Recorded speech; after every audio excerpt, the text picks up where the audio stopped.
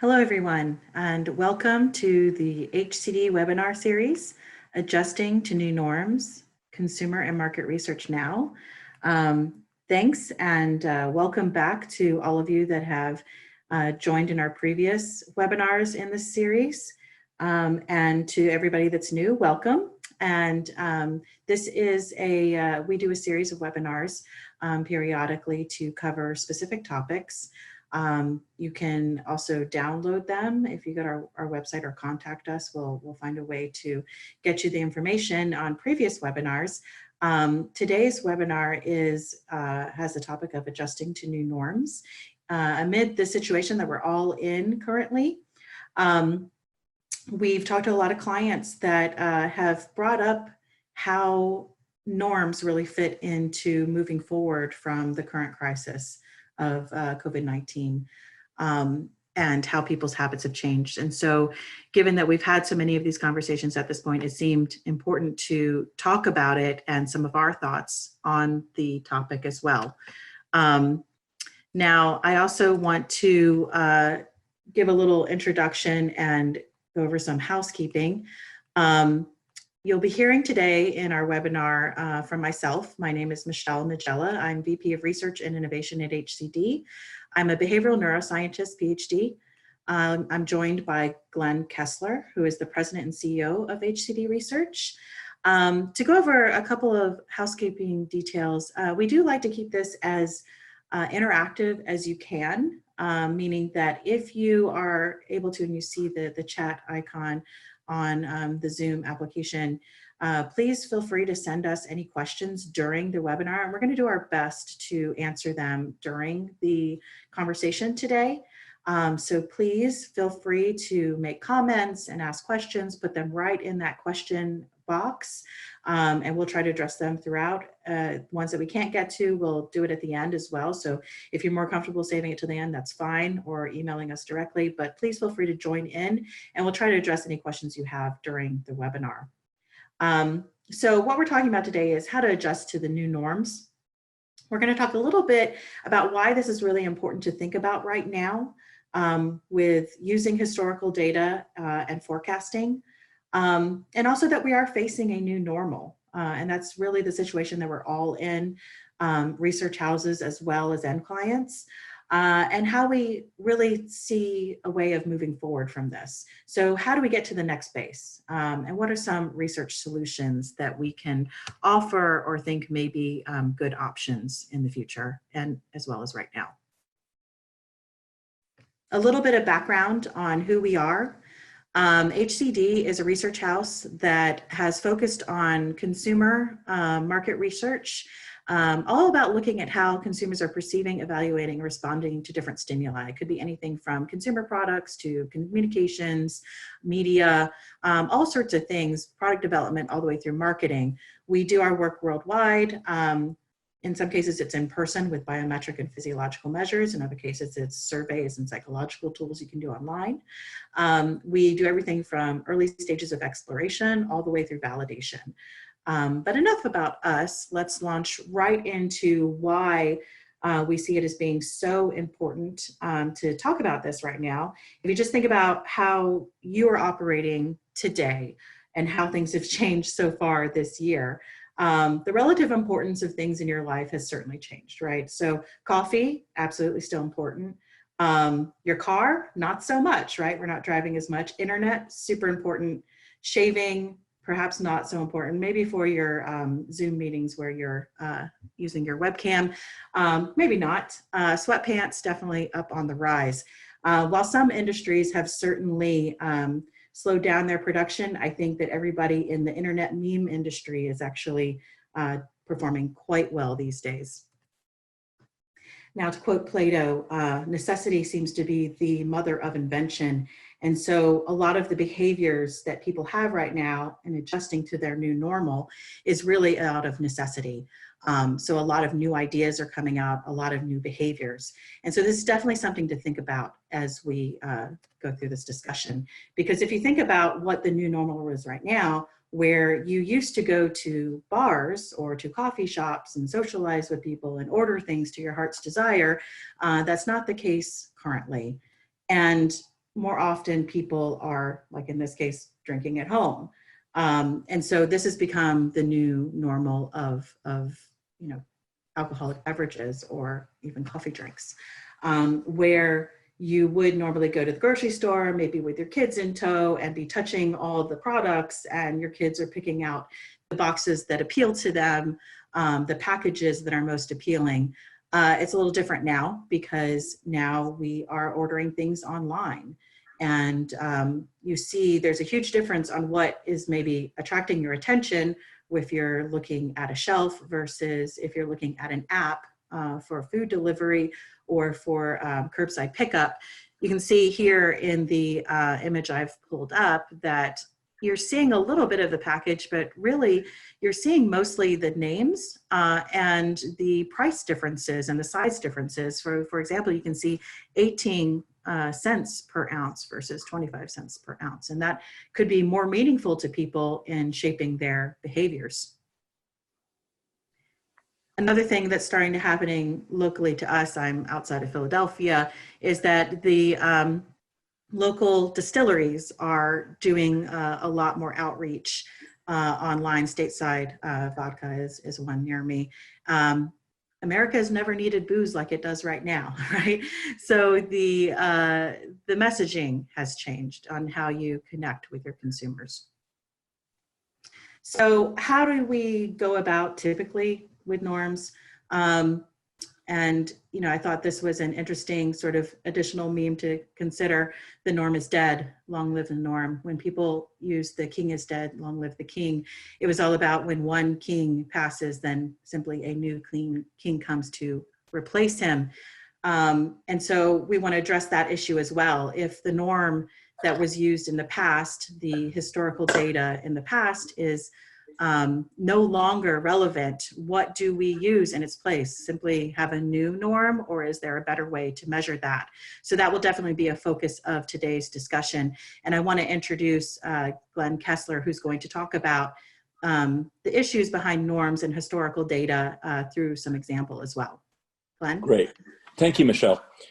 So in times of tumult, and I think that we can all agree this is one of those times, environment exacerbates problems with normative databases. So when there are difficult times, the problems that are built into norms are exacerbated. Some of the changes in the environment and society which are not reflected in old norms can include major recessions like 2008, 2009, calamities like 9/11, natural disasters, like the tsunami in 2004, anything that catches national or world attention and changes people's daily focus. An impact can be to give erroneous go, no-go decisions. For example, if a product concept or an advertisement is studied at times like today, COVID-19 days, with consumer perceptions altered by COVID, the response likely is to be temporarily different than at a more normal time, with the possibility of killing concepts which didn't reach an old mean. Also, norms are insensitive to consumers' changing perceptions of products and advertising. Moving averages never reflect the present day. And changes in response due to the environment are diluted by moving averages. And as we can see, responses today elicit a far different response than modestly changing moving averages. Norms can have more value if adjustments like 12 months or 18 months moving averages are used rather than years, which is most common. And also internal benchmarks are not a function of norms and can be very valuable. Shortly, I'll give you an example of the impact of the environment on metrics and the impact on norms. But one of the things, the final thoughts from this slide, normative studies usually or always have fixed survey design, which don't reflect changes in society. And the most salient one for me was, having been in market research for 27 years, was the use of the internet it took years for internet transactions to be recognized in studies and tracking studies. And the alternatives, which we'll discuss shortly, sort of overcome this problem. But next slide. So for some years, between 2007 and 2011, our company collaborated with one of the television networks to conduct Super Bowl ads. And our job was to use large samples on Sunday night with Super Bowl viewers and use a metric in order to determine the winning ads and also a focus on the top 5 ads. We used the metric to evaluate all the ads, and rather than using moving averages, we looked at the absolute value and ranked advertisements within the year. So as you can see at the top chart labeled Super Bowl metric, that reflects the average for the top 5 scoring ads for the year shown. In 2010, we hypothesized that during the 2008 recession, the scores would decline in 2009 and 2010 versus 2008. And remember, the Super Bowl is held in February, and so that was well before we were all aware of a major recession. And so we thought there would be a change, and our interest was what would cause the change. Our hypothesis was it was the change in environment due to a big recession, or if you looked at norms, you could consider that the difference was poor creativity. But as you can see, there was a change in 2009. The average of the top 5 ads in 2009, using our metric, which was 100 points, was 73.46 for the top 5 ads versus 2008, 78.4. And this was, we used tests of statistical significance, and it was significant. If you look at 2010, you see that the mean score of the top 5 ads was 68.72 versus 78.4. Now, the question was, why? Well, again, we never know for sure, but the thought of going to work in February 2009, the day after the Super Bowl, for many people, there was fear of potentially losing jobs. In 2010, at the peak of the job losses, again, people felt differently about humorous ads than they did in February 2008. If you notice in 2010, you see the ads ranked from 5 to 1, 5 on top and 1 on the bottom graph. 72.78 was the highest score for any ad, and that would not be in the top 5 in 2008. Of the top 5 ads, only 1 would have made the top 5 in 2009 versus the 2008. So consider this and consider a product go or no-go decision. The best concept at a time may fail to make the cut during a time where, due to environmental changes, all scores are low. So what do? Well, a couple of things are using internal benchmarks. Shorter moving average spans can help. But Michelle's going to give you some other thoughts on how to address it. Thanks, Glenn. I think this is really interesting and really obvious here to show those differences.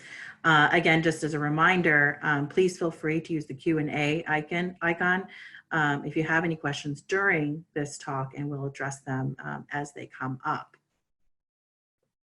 So moving along, how are we adjusting to these new norms, right? So during and after COVID-19 situation. Well, as I talked about before, shopping habits are certainly changing. People are learning new things, learning about the products, how to use them differently, how to get and access products. their brand loyalty may be disrupted, meaning that brands that they have typically loved may not be available and they're being exposed to new brands. Or maybe they're learning things about the ways that their previous favorite brands are handling the situation, or being attracted by competitors, right? So brand loyalties are changing. Availability, as we all have experienced, is certainly a problem. And our emotions are different, and our emotional connections to products have also have been altered and changed. This is a very emotional time, and seeing different brands react in different ways can definitely affect how we feel about emotions and products. Our perceptions about products have changed. I think sustainability might be a big issue here. For example, if you're just thinking about paper towels, where they might be not as available right now, perhaps people are switching to using washable napkins, right? Or maybe using more washable dish towels rather than something they can just throw away so easily. Or perhaps, reusing items that come, from the trash typically, but are finding new uses for them. And so I think our perceptions of things have certainly changed, how we use products, whether it's, typically we might order a martini at a bar, but now we're perceiving that as being something different that perhaps we can do to relax at the end of the day at home, right? And so there's a lot of changes that we're adjusting ourselves to the current situation that I think could really feed in to how we handle things as we do all come back online and sort of change our habits. Now, Allison is going to be interrupting here and there if there are any questions that come up, and I'm going to do my best to answer them as they do come in. So how do we go about moving forward? Well, at HCD, we have been adopting a behavioral scientific approach for the past 15 years, and we have always argued that that is almost a better way of looking at consumer behavior and making predictions, especially when it comes to new market introductions. For those of us that are in the R&D space, you may be quite aware that new market introductions, usually 75 to 80% of new market introductions fail in the market, and that's with forecasting. So arguably there is a problem with the way things have been done before that is not terribly informative. And so a behavioral scientific approach, a more consumer-centered approach, could be more beneficial. Now, what do I mean by a behavior scientific approach? Well, we use all sorts of tools from psychology and neuroscience, in addition to traditional and more, established market research, historical market research tools. And we use them all together to have a better understanding of why consumers do what they do.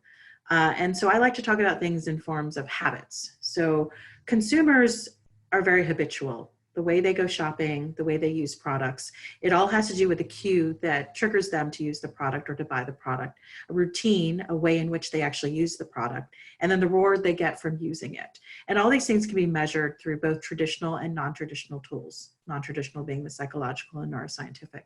And so there's an argument that can be made here when you are introducing a new brand or a new product, or maybe a slight change in a product, that really looking at how that product is going to fit into people's habits and lifestyles is arguably a better way to gauge how well it's going to perform in the market.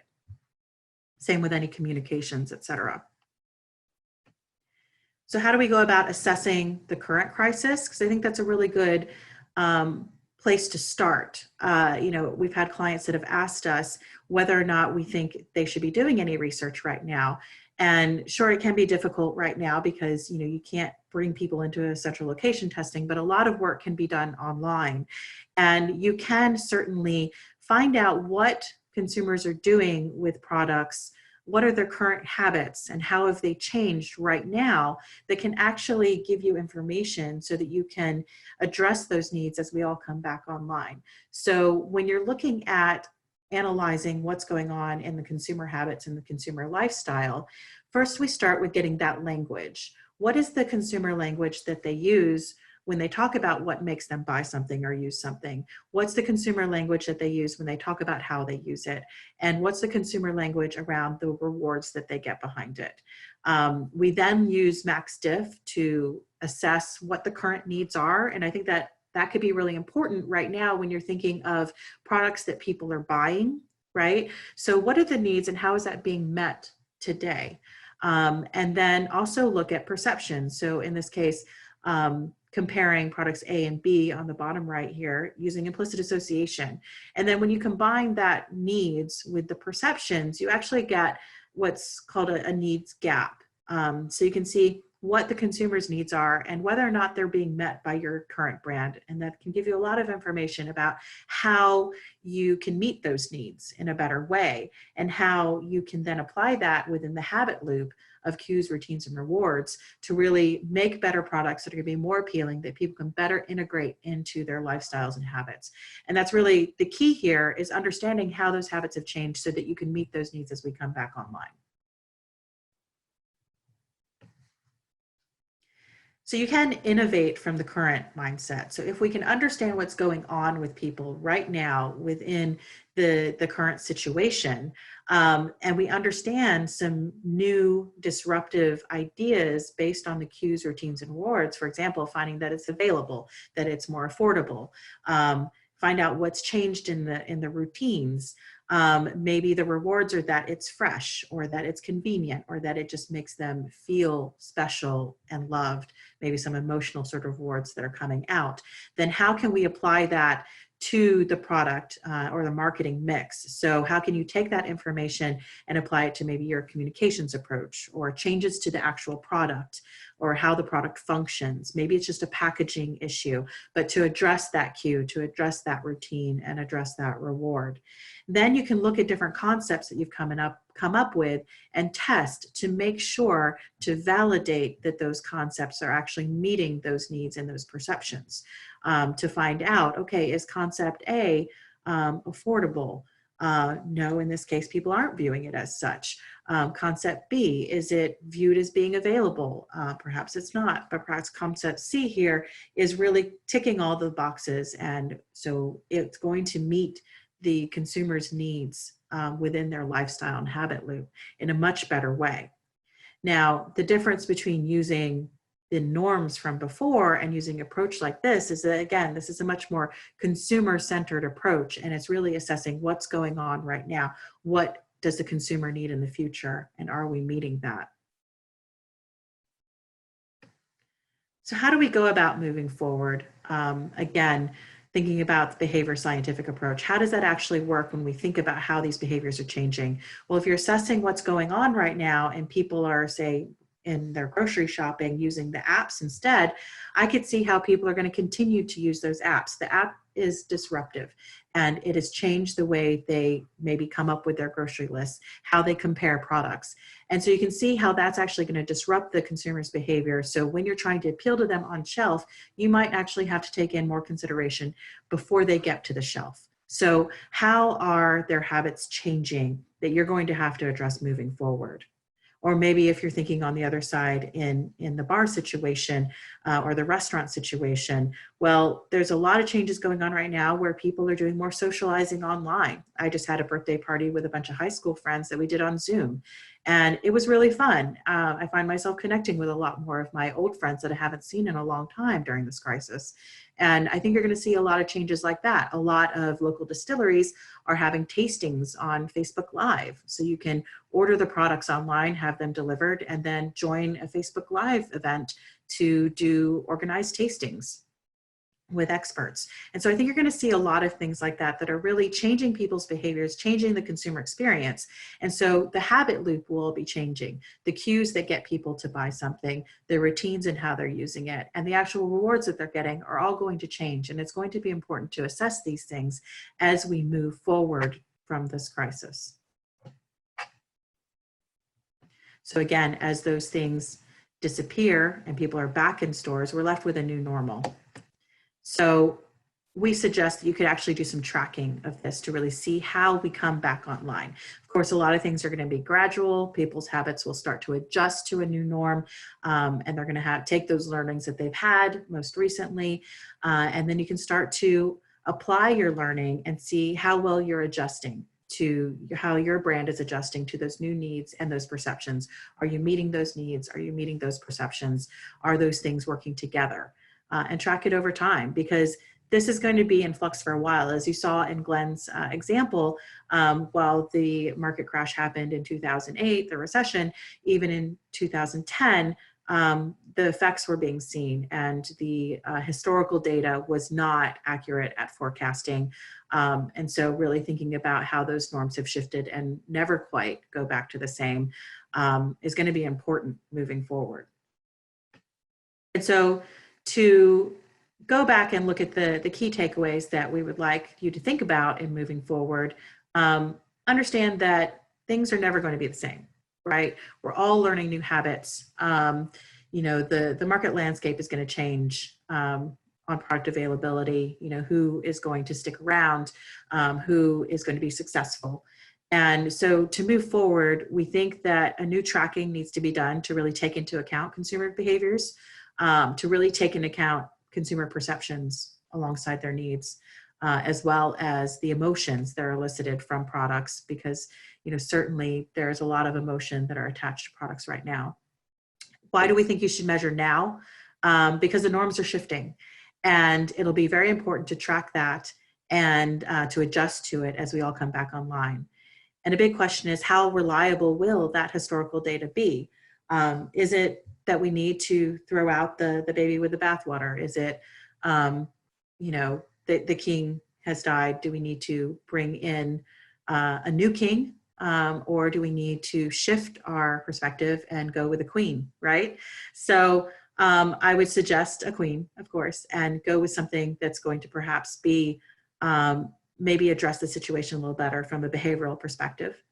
And that would be my suggestion there. So with that, I'm going to open up to any questions, have Glenn join us back, and see if there's anything that we can discuss. Great. So Michelle, I think going off right your last point there, do you think that past historical databases like BASES are now irrelevant? We get that question a lot, interestingly enough. And, it's a tough thing to talk about, because I think people rely on BASES very strongly. It's something that they've bought into and have contracts for. And so it's really hard to let go of. Historically, they've used it, everybody's committed to it, but everybody complains about it. We constantly hear people complain about it, and that it doesn't seem to be really doing a good job at forecasting for them. So, typically what we like to say is that it's good to combine traditional methodologies with behavioral and see if you can get new learnings from there. But I think it is something to consider, that if something doesn't work, doing the same thing again and again and again is kind of insanity, right? So I would argue that it's important to really consider bringing in some behavioral approaches to help with consumer understanding. And we talked about product norms, but when we're thinking about, real communication, normative databases, how do we think we can keep them moving forward and relevant? Certainly right now, I would say that communications is really easy thing to change, right, Glenn? Yes, definitely. I think that a need that is satisfied with communications norms are the needs of vendors' clients, because people have an expectation that they need to measure a creative concept against a norm. But as you saw in the Super Bowl ads, the norms were really not of value. And it's very possible that today, any ad that any concept that you tested would not make the cut. Norms, as a professor once said to me, are a measure of mediocrity. And it's possible that you won't even meet mediocrity in times, but you have a good ad. And so I think that norms make people feel better, and they don't measure the present, because by definition, they're a function of a moving average. And I believe that people will continue to use them. But if you look within the time period and you look at your internal benchmarks and possibly moving averages that are shorter, there may be some value in the norms. But certainly other tools, including internal benchmarks, may have more value. But then norms appear to be religion in some organizations. So, Right. And great questions coming in. Thank you, everyone. We don't know how long the situation is going to last. Should we be measuring right now? Are we wasting a lot of effort? And I'm going to add to this question, but a lot of money trying to measure things now? It may depend on your company, right? On your brand and your product. We have clients that we've spoken to that are in a situation where it is more important for them to strike now, right? Because they're seeing some advantages where their product is being bought up right now more. And so for them, I think it's important to get some learnings right now and moving forward. Now, how often should you be doing tracking? Again, I think that's kind of dependent a little bit on how quickly things change. But I think it's different from product to product and brand to brand. Some are definitely going to be a lot more dynamic. And some are going to be slower, right? So I don't think I would commit exactly saying, okay, every 2 months, every 3 months for everybody. I think there are some types of products in some situations where it should be every 3 months, and other cases where it could be longer out, right? So it may really depend on that, and it may, of course, depend on the funding situation. To that point, I think doing some of these measures can be a lot cheaper to do, because they're fairly cheap to run. If you want to do, like a max diff and implicit situation, it's not terribly expensive to run and very quick to get going. And so, it's pretty low hanging fruit to learn from. I was just going to say that many people that I've talked to have used the same phrase, that their world is on reset. And if you're going to be tracking, you start your tracking at the beginning of the change so that you know where you're going. And so I would suggest you only have now to test the beginning of the change. A year from now, you won't. So that's my input.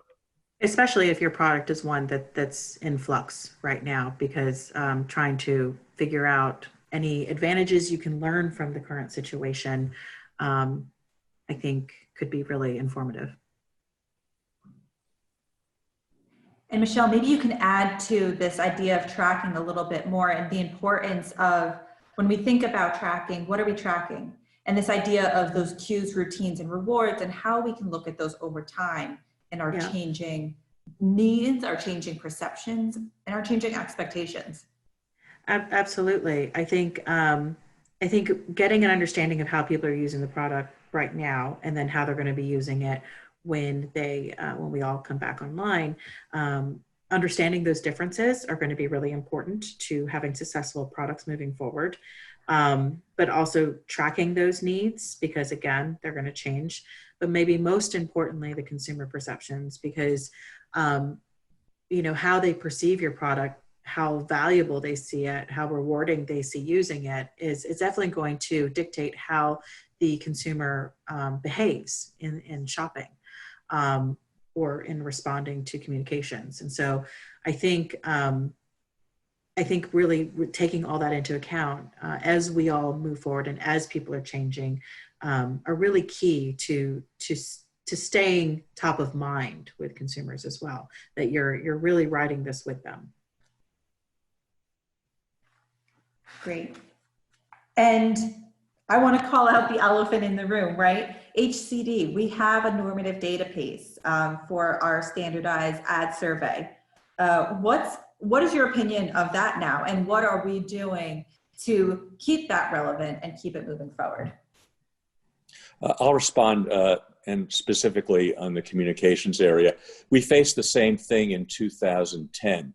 And at that time, we were using moving averages that went back 4 or 5 years, I think 5 years.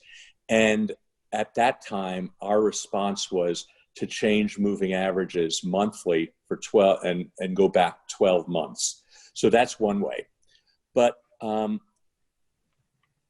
think that that is appropriate, as well as to supplement your measurement of against norms with results from today. Behavioral science, yeah. From behavioral science.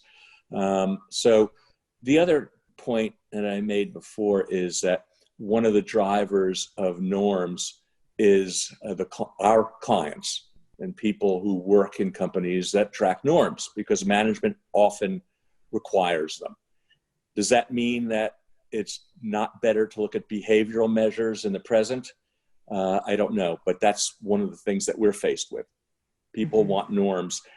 The issue is, are they of value at times like this? Yep. Okay, and how do these concepts apply to association membership? I'm assuming this question means organizational. Any number of things like that. Yeah, I think that's a great question, because we have been talking about communications and products, and association memberships and other types of memberships are a slightly different animal, right? But I think that people's perspectives and needs on that are changing as well. So if you think of any scientific associations conferences that you attend, professional associations, all of those things, right now, especially, if your company is paying for these things, those things are sort of being weighed internally about, is it worth to keep this membership, or should I still consider going to this conference, right? And you're seeing a lot of changing in behaviors on how people are interacting with associations. So a lot of things are moving into being more virtual. And so when there's a change like that, where a lot of conferences right now and a lot of those typical things that are being run by associations are being moved to be virtual, are people still getting their needs met? So if your conference, for example, has decided to go virtual, are you getting the same level of engagement? Do people still see it as valuable? Those are really good questions that need to be asked in order for these associations to even, stay afloat, I would imagine. So being able to assess these things right now, or, in the future, if you have like upcoming meetings or anything like that, are going to be really important. A lot of people are slimming down, their outflow of money right now. And so appearing to be like meeting your members' needs and making sure that perception stays in the valuable realm is very important. I was going to say that this is a time for innovation. And so related Necessity to the question. Is the mother of innovation. Yeah. That is correct. And so this is the time to find out how membership will value services other than the older ones, the ones that you've relied on for revenue. And while there may be some of the past will continue, it's very possible that some won't. And the new norm will be forgotten in 5 years because it'll be the norm. So find out what innovations will maintain revenue and meet needs of the membership. Because do you need to pay all the money to travel to a conference far away if it's something that can be done virtually, right? These are all things to take into consideration, with companies right now, and definitely that should be important to associations. Great. Well, I think this is a good time to wrap up. And if anyone has any outstanding questions, please don't hesitate to contact Michelle or Glenn. We would be happy to talk further about any of these, and we can always talk about these things for days. So thank you so much for joining us and for your questions and your participation. We really appreciate it and hope everyone has a very nice weekend. Yes, and please feel free to join, look at us on YouTube. We've been putting out a lot of informational series with our vidcasts. We have a blog with a lot of information. You can tweet with us, where we put out a lot of scientific research and talk about different scientific topics in consumer neuroscience. Thank you, everybody. Hope to see you next time.